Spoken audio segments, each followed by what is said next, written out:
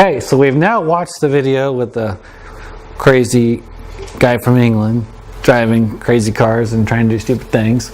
And so, what did we get from that? What was one of the points that you picked out from that? Well, one of the things is he's diluting the fuel. So he's only put 5 liters of diesel in his gas car and only put about 5 liters of gas in his diesel car. So I think the results would be quite a bit more significant if he ran straight gas in his diesel car. Straight diesel in his gas car. So it does make a difference if you were to put straight. And where he diluted it, he's only getting part of the effects. But you notice how even part of the effects still affected the car pretty dramatically.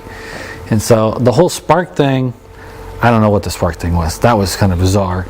And so I don't know why you'd get a bunch of sparks coming out of my muffler other than a gasoline in a diesel car is going to run hotter and it's going to be burning the carbon. So maybe the sparks were just carbon that was cleaning out his muffler system. And so that might have been why there were so many sparks. It's probably carbon coming out. Well, my Dodge ran out of fuel. So out of fuel. Out of fuel. So you're completely drained. Completely drained. My wife calls me. I got 2 cans sitting in the garage. I got diesel in one and gas in the other. Okay.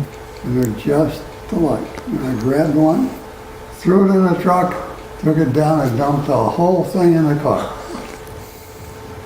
It started. It smoked. So you're a diesel vehicle, you put gas in it. No, it was a gas. Oh, gas car. And I put diesel And you in put diesel in. Okay, so it started. It smoked. it smoked, and it sounded like the engine was going to fly apart. So it probably knocked, right? Oh, man. Yeah. So it just, because it doesn't burn very well, it knocks terribly. It's just a horrible, and it sounds like the thing is rattling apart, and it smokes really bad. She wouldn't drive it home. I had to drive it home. You drove it home? I drove it home 5 miles, and then I had to drain the stupid tank. And then you filled it with gas, and it was fine. Yes, it was fine. Okay. So it typically does. If you were to put gas or diesel into a gas car, that's the result. It knocks really bad, and it smokes really bad. So my dad did that, and he called me up, and it was a pickup, and you couldn't see the pickup. There was so much smoke, and it was knocking. And some guy pulled up, thought it was on fire. He's like, "Well, I don't know. I can't even tell. There's so much smoke. I can't see if I'm on fire or not." And so he had 2 tanks. I was able to get him to switch tanks. And when he switched tanks, it slowly worked its way out. He had enough fuel to get him home, and then we could drain that tank and flush it out. But it kind of coats the muffler and everything, and coats the spark plugs. But it'll eventually clean it out. So the damage is negligible, really. It doesn't do a lot. But your wife will make you drive the darn car. Yeah. So going the other direction, if you completely ran out of diesel and you filled it up with straight gas and you started up, the quality of the car, like you see here, how tight the tolerances and all that would make a big difference. In this case, where he diluted it, it wasn't straight. There was still some lubricating value, and that's most likely why he was able to keep going. And when he switched back, he brought the dilution up and he got some more lubrication. Did he damage the car? Absolutely. There's no doubt, if you did what he did, that car was damaged. That fuel system has damage. You cannot kid yourself. Yes, it may continue to run. Yes, if it was a really expensive car like that one, then running it until it blew up, who cares? That you might as well run it until it blows up, because you're going to be buying a fuel injection pump and you're going to be buying injectors. So there was damage. There's no doubt. If you were just to make it a dilution, that's fine. You can actually run like 10% gas in a diesel and not really damage it. So there are places, especially in the winter, where it's not burning very well. By putting a little bit of fuel and a gasoline in it, it's back to that Reid vapor pressure. I'm bringing it up, I'm making it more gaseous, I'm getting it to burn better. And if it's, down below 0, it may take some gas mixed in that diesel just to get it to ignite and actually burn. I would be real careful about it. It's not something that you want to be playing with on a regular basis unless you're really good at what you're doing, because there's very little lubricating value in gasoline. So there's no lubricating value. When they had lead in the gas, that was. It had some lubricating value with leaded fuel versus unleaded fuel. So in the diesel, the whole injection pump system, from your transfer pump and your injection pump and the injectors themselves, they're all lubricated by the fuel. And that's why you have a bleed back line on the injector itself that goes back to the tank, is that bleed back is lubricating. It's dissipating heat, and it's also lubricating the injector as it's moving in there. It also disperses heat. Yes. So it's doing two purposes, and it needs to be able to lubricate.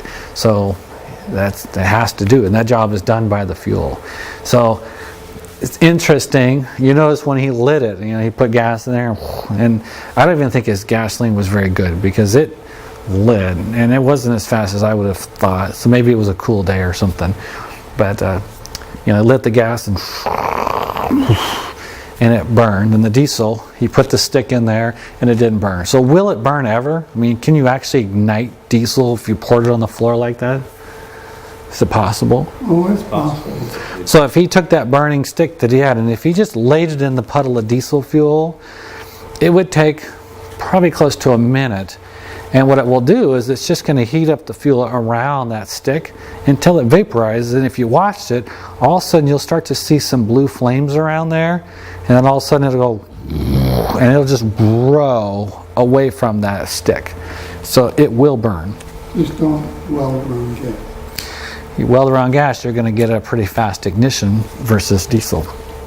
So we have waste oil burners that we heat shops with, and so we know that it burns. We know that we take diesel fuel and put it in a car, it burns, but it has to be atomized and we have to get it warmer.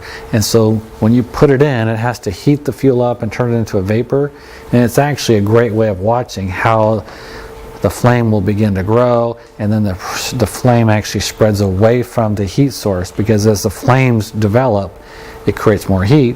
The heat creates more vapor. As the vapor goes up, the flame. So it's actually nice to kind of see that propagation of the fuel if you were to light a bucket of diesel fuel. So, interesting video. Got a lot of humor in it. So because the guy's from England. Not something I want to experiment with my car. So if you want to experience, it's fine.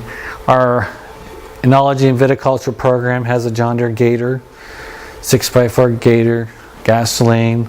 Their operator stuck diesel in it down at the main campus. He made it all the way up to the viticulture building, pretty good distance. It started smoking, died, and they called me. I don't know, it just died. We couldn't figure out what it was.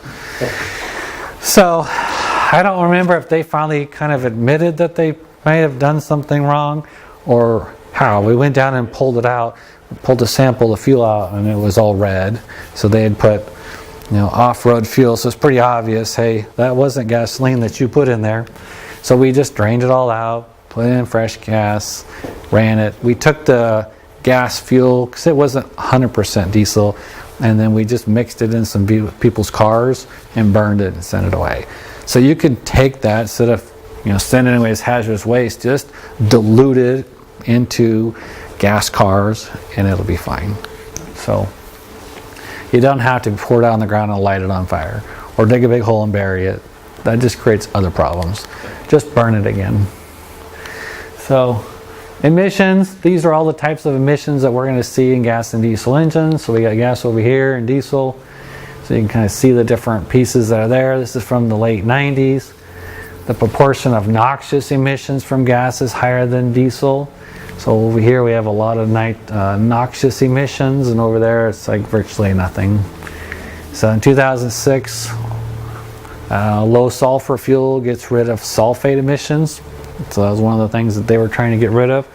The problem with getting rid of low sulfur diesel is the sulfur was what lubricated the diesel. So in gas we had lead to lubricate, and diesel we had sulfur, but sulfur was a particularly harmful emission, so we eliminated it and created new problems. So pollutant emissions, carbon monoxide. So gasoline's really high, diesel is really low. Hydrocarbons, gasoline is really high, diesel is really low. Nitrous oxide, gas is low, diesel is high. So in the diesel world, these are the two. Particulate matter, that's the soot, the black stuff that we see.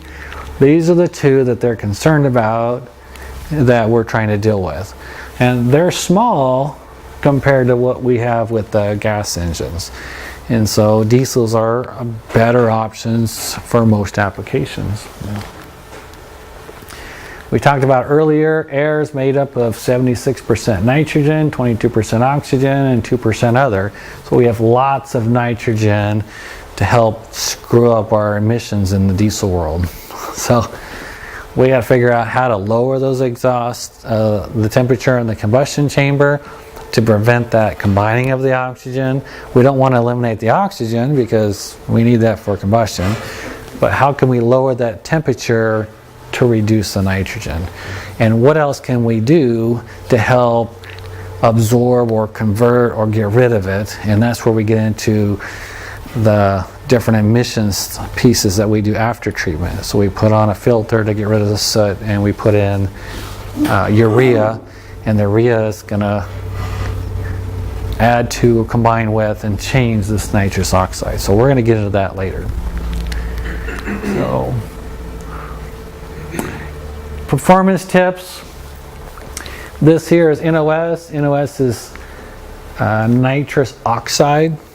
And so you probably know people who've got diesel pickups that they have their nitrous oxide. You hear about them in gas a lot, but there's also people with high performance diesel pickups where you're going to turn a NOS on and roll the coal and get some horsepower out of it. And so when you read your book, it says that it's not practical to use NOS with a diesel. If you don't change the pickup, if you don't turn the fuel up, put bigger injectors in and all that kind of stuff, a standard diesel engine with NOS added is not going to do any good. But when you're into high performance and you have lots of money and you're putting big nozzles and you're turning up the fuel, those videos where the guy steps on it and there's just this giant black cloud, they're just pouring fuel in there unbelievably. Putting something that makes it better is going to help, and this NOS is going to help. So because we have an excess of oxygen already present in a normal engine, but when we crank the fuel up, either electronically or putting bigger injectors or whatever we're doing, we don't have an excess amount of oxygen now. So this article here by Banks Power, if you click on that, they'll actually open a link up, and we're not going to do it. You guys can go back and look at it. There's about a one page that goes through and it actually talks about what happens in a diesel engine, how does NOS work in the gas world, how does NOS work in a diesel world, and how it enhances performance in a diesel world. And Banks Power is all about, it's a company for aftermarket horsepower performance enhancements to diesel vehicles. So they're the expert in that particular area, and they sell all kinds of kits for NOS. And the article is a great article on how does it work. So we're going to leave that for you. And chip in my pickup, 60 horse chip. It raised the cylinder temperature by about 500 degrees. you better have something that's monitoring the exhaust, otherwise you're going to have problems. So that's why you see... I'm going to burn it up. That's why when you see these Banks Power, typically they've got the gauges that go somewhere, and that's going to be measuring exhaust temperature and all these temperatures. Because you start running that line, you better be monitoring before you start blowing things I up. was running up 1,500 degrees for cylinder. You're going to start burning things up. So you got to be careful if you're going to start chipping things and horsepower, bringing it up. I mean, you're transferring that energy to something, and you better beef up a lot of things, and you got to beef all the way to the tires, because when you beef up one piece, the next week its link is going to break. And so this is interesting. I mean, this is really high performance stuff. So nitrous oxide and smog. So I just kind of mentioned it. Oxides of nitrogen are particularly harmful emission standards, or engine emissions that we got to deal with, and it's harmful out in the environment. numerous health risks. And you kind of you see these pictures in China and Japan, places, and everyone's like walking down the street with masks on their face. Well, and then you look in the background, it's just this brown haze that's coming from factories and cars and all that kind of stuff. And so that stuff is really unhealthy, and that's the smog that's the pollutant that's in the air. And nitrous oxide is one of those leaders. It combines with water and oxygen, it forms that brown haze that you see. And so that's one of the reasons why they're so adamant about how do we reduce that from this system. I was in Seattle picking up a piece of equipment just south of Seattle, and it was a beautiful sunny day, and I pulled into South Seattle and looked up at Seattle and kind of just barely see the city lines, and there was just this brown haze. It was like no wind, but it was amazing how much smog was covering Seattle. And Seattle is not considered a big smog city. I mean, you go to some of these other places and it's like bad. So that's one of the reasons why in the diesel world they're working so hard on that particular thing. So soot, you got that stuff floating around, and you're going to breathe it in. And then nitrous oxide that's creating the brown haze that's blocking out the sun. So that's what they're fighting in the diesel world. So particulate matter, that's the black soot that's coming out. But particulate matter is any kind of liquid or solid. So we think of it just as a solid, partially burned hydrocarbon. And that is particulate matter. But any solid or liquid from the exhaust pipe or the crankcase. So again, back to earlier, we don't think of the crankcase as an emission thing, but it's putting out, oil and partially burned gas, fuel, not gas, but fuel, some other odd things like that. So those are all regulated and all fall in the category of particulate matter. It's regulated and classified by particle size. And there's 4 categories. These are all the different categories. And your book goes through and talks about the different sizes and what they do and all that kind of stuff. So particulate matter, it's formed in the diesel combustion chamber from tiny drops of fuel sprayed in the chamber near the end of the compression stroke. That's blow-by, that's really going to come out of your crankcase. Particulate matter is production of comparatively higher in a diesel engine than a gas. Makes the fuel droplet smaller. You can make the fuel droplet smaller by using finer atomization, and that's where the new injector systems, where we crank up the pressure, atomizes it better.